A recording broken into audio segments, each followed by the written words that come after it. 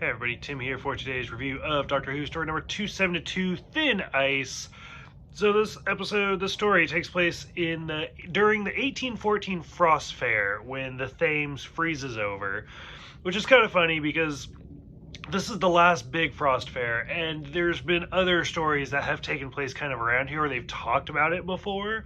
A lot of there's Big Finish and stuff like that as well, but I think most notably River has said that her and Eleven went on a date during this. This is where Stevie Wonder was there, and I was like, wow, okay. So presumably somewhere around there we could have actually gotten like a Matt Smith and River little cameo, but it didn't happen.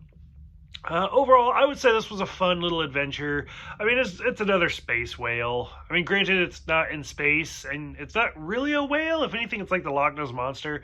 But still, I was like, okay.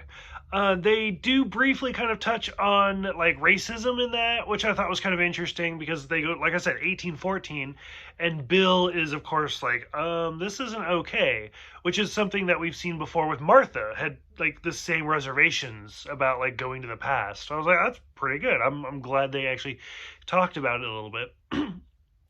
The overall plot is just there's this giant sea serpenty thing. I don't know. They never really say what it is. And that somebody's been using it and feeding it people to get its waste and basically making something better than coal. And so overall the plot's a little it's thin, like thin ice. But it is kind of a fun little adventure. And like I said, for it seems like that's kind of the pattern for most companions is you do one in the future and one in the past right away. So we already did the future, and so here's our past adventure. But I liked it. I had a really good time with it.